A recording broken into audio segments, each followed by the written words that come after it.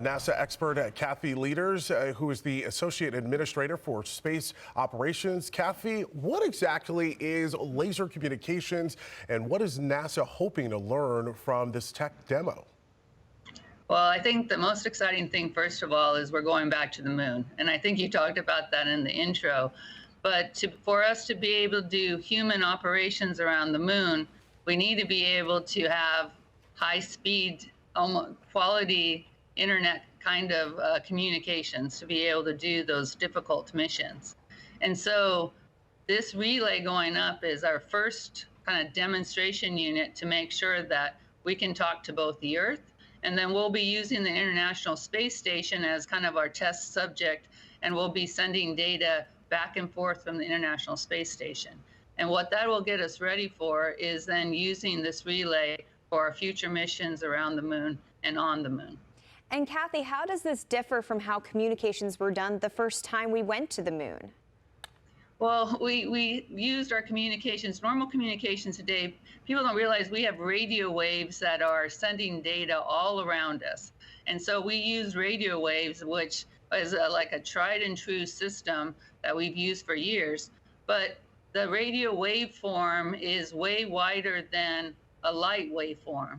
And so what's great about these infrared waveforms is that they're shorter and you can pack more data into them. And more data means more information that we can get from the crew members that are on the moon or that we can send up to them from the Earth.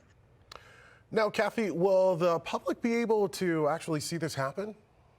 No, well, you know, we're using infrared sensors. It would make me feel really bad if we like beamed down and, you know, knocked out everybody's light sources in their house. And so we're trying to do this in a way that keeps people safe and also doesn't interrupt activity here on Earth, which is a really important thing for us.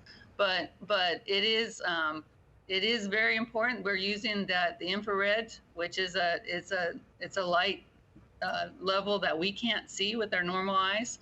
And then we're also really directing the comm to our relay stations in California and Hawaii, and then also be able to target the International Space Station. Now, it would Kathy, be cool if you could see it.